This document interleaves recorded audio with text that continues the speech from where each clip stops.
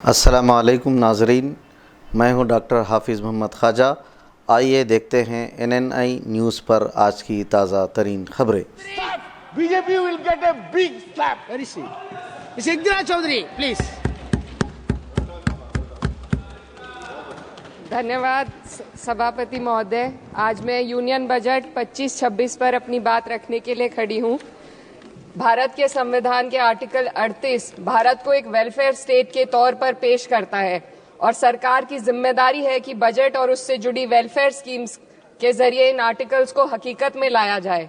इसलिए union budget सिर्फ एक आंकड़ों की किताब नहीं, बल्कि सरकार की प्राथमिकता और वेलफेयर स्टेट के संविधान से जुड़ी वफादारी का आईना है। सरकार की जिम्मेदारी है कि इकोनॉमिक पॉलिसीज, जिनमें बजट भी शामिल है, ऐसी बनाए जाए जो गैर बराबरी को कम कर सके और सबसे ज्यादा गरीब वर्ग को सहारा दे। बजट वो लाइफलाइन है जिससे शिक्षा, स्वास्थ्य, पेयजल, सोशल सिक्योरिटी, SC/ST माइनॉरिटी, गरीबों की भलाई के लिए स्कीमें चलाई जाती है। मगर ये बजट को देखकर महसूस होता है कि ये भविष्य के निर्माण से ज्यादा हेडलाइन बटोरने का एक दस्तावेज है।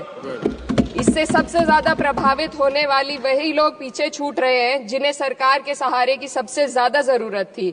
वो किसान जो बढ़ती लागत से परेशान हैं, वो नौजवान जो बेरोजगारी का सामना कर रहे हैं, और वो औरतें जो निजामती रुकावटों से जूझ रही हैं, और वो गरीब जो महंगाई के बोझ के तले दबे हुए हैं। This government is proudly marketing the income tax exemption of 12 lakhs. But the question is, how many Indians even earn that much to benefit from it? Only 2.2% of Indian population pays direct taxes, whereas no relief has been given in regards to indirect taxes, the burden of which falls on everyone, especially the poor and weaker section of the society. This clearly shows that this is not an inclusive budget. GST की ऊंची दरों ने आम आदमी की कमर तोड़ दी है। जरूरत इस बात की है कि खाद्य सामग्री, दवा, स्कूल की किताबें और जरूरत की चीजों पर टैक्स कम किया जाए। पेट्रोल, डीजल पर टैक्स कम करने की कोई कोशिश नहीं हुई, जिसका सीधा असर हर नागरिक पर पड़ता है। आर्टिकल 41 कहता है कि सरकार को ये कोशिश करनी चाहिए कि वो अपनी इकोनॉमिक हालात और रिसोर्सेज के हिसाब से लोगों को रोजगार दे। इस बजट ने बेरोजगारी दूर करने की दिशा में कोई ठोस उपाय नहीं दिया है। नई नौकरियों की बात तो छोड़िए, जो पहले से थी वो भी खत्म होती जा रही हैं। स्किल डेवलपमेंट प्रोग्राम के नाम पर करोड़ों खर्च किए जा रहे हैं, मगर सवाल ये है कि ट्रेनिंग लेने के बाद कितने नौजवानों को असल में नौकरी मिल रही है। सरकार के पास इसका भी कोई आंकड़ा नहीं है। सरकारी विभागों में लाखों पद खाली हैं, मगर भर्ती का कोई प्लान नहीं है। आर्टिकल 45, जिसके द्वारा सरकार की जिम्मेदारी है कि हर बच्चे को 6 साल की उम्र तक फ्री और जरूरी तालीम मिले ताकि उनका बुनियादी तालीमी डेवलपमेंट सही से हो सके, जिसको संसद ने शिक्षा का अधिकार अधिनियम बनाकर और भी मजबूती दी थी, परंतु इसकी जमीनी हालत क्या है वो किसी से छुपी नहीं है। नगरीय क्षेत्रों में सरकारी स्कूलों में शिक्षक न होने की वजह से स्कूल बंद हो रहे हैं तथा दूरस्थ ग्रामीण क्षेत्र के स्कूलों में टीचर ही नहीं पहुंच पा रहे हैं। सरकार कह रही है कि डिजिटल इंडिया और AI से तालीम का इंतजाम होगा, मगर जरा जमीन पर देखिए, उत्तर प्रदेश में सिर्फ 22% सरकारी स्कूलों में कंप्यूटर है। मेरे संसदीय क्षेत्र कैराना में कई सरकारी स्कूल शिक्षक न होने की वजह से बंद हैं और मदरसा एजुकेशन के बजट में 57% की कटौती कर दी गई है। क्या यही सबका साथ सबका विकास है? इसी तर्ज पर अस्पताल हैं जहां पर डॉक्टर नहीं है। आर्टिकल 47 अच्छी सेहत और जिंदगी के स्टैंडर्ड को बेहतर बनाने की आवश्यकता पर जोर देता है। राज्य की जिम्मेदारी है कि लोगों की सेहत और उनके वेलबींग को बेहतर करने के लिए जरूरी कदम उठाए, लेकिन हकीकत यह है कि इस बजट का सिर्फ 2% ही आम जनता तक पहुंच पाता है। शामली जिले में 84 डॉक्टर की पोस्ट स्वीकृत है, मगर सिर्फ 29 डॉक्टर काम कर रहे हैं और गायनोकोलॉजिस्ट मात्र 1 है। दवाइयों की कीमतें बढ़ती जा रही हैं, मगर गरीबों के लिए कोई राहत नहीं है। सरकार ने महिलाओं के लिए बजट बढ़ाने का दावा किया, मगर 81% इसका बजट सिर्फ पोषण योजनाओं में डाला गया है। महिलाओं के रोजगार, उनके इकोनॉमिक इंडिपेंडेंस और सुरक्षा के लिए कोई ठोस योजना नहीं बनाई है। बेटी बचाओ बेटी पढ़ाओ का बजट घटा दिया गया, जिससे साफ है कि ये सिर्फ नारेबाजी थी और कुछ नहीं। किसानों की बदहाली हम सबके सामने है, लगातार चलती आ रही है। 2016 में कहा गया था कि 2022 तक किसानों की आमदनी दोगुनी होगी, मगर 2025 आ गया और एमएसपी पर कोई ठोस गारंटी आज भी दी नहीं गई है। गन्ना किसानों का बकाया अब तक नहीं मिल पा रहा है और तो और उत्तर प्रदेश में अभी तक गन्ना मूल्य भी तय नहीं किया गया है। डीएपी, यूरिया और खाद की कमी से परेशान किसान आज भी सड़क पर प्रदर्शन कर रहे हैं। मजदूरों के लिए जो सबसे बड़ी योजना मनरेगा थी, सरकार कहती है कि मनरेगा ग्रामीण भारत की रीढ़ है, मगर बजट में कोई भी बढ़ोतरी नहीं मिलना बहुत शर्मसार है। औसतन 44 दिन का ही रोजगार मिल रहा है, जबकि स्कीम 100 दिन की गारंटी की होती है।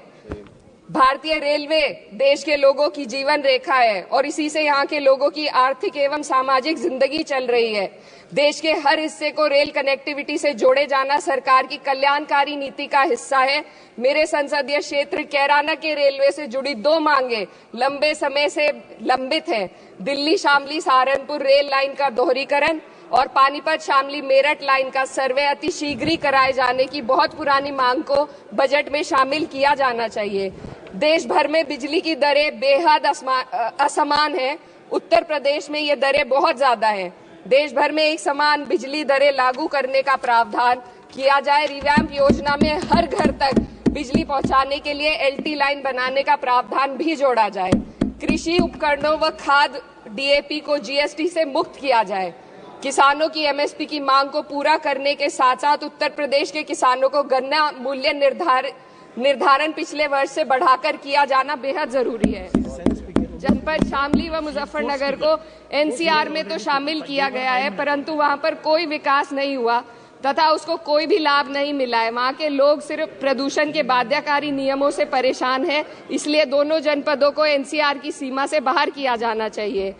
मेरे संसदीय क्षेत्र में मैं कुछ चीजें बजट स्पीच में ऐड करना चाहती हूँ। एक, ट्रॉमा सेंटर और जिला अस्पताल के अपग्रेडेशन की भी मांग है।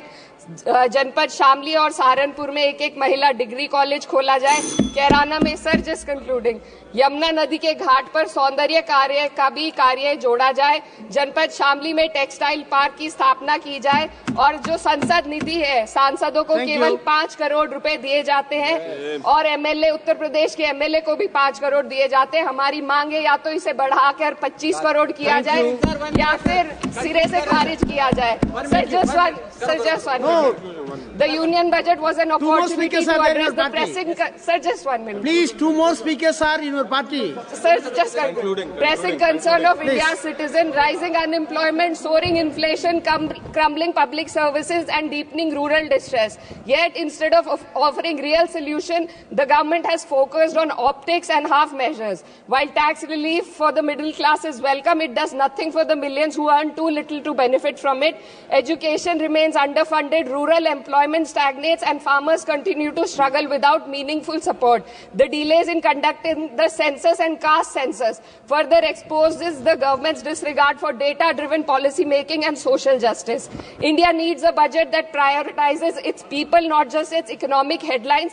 A budget that invests in human capital, strengthens social security, and ensures dignity and stability for all. But what we have instead is another missed opportunity, one that fails the poor, the youth, the farmers and the women of this country. Budget प्रस्ताव पर अपने विरोध को मैं 2 पंक्तियों में आपके सामने रखना चाहूंगी। बेदम हुए बीमार दवा क्यों नहीं देते?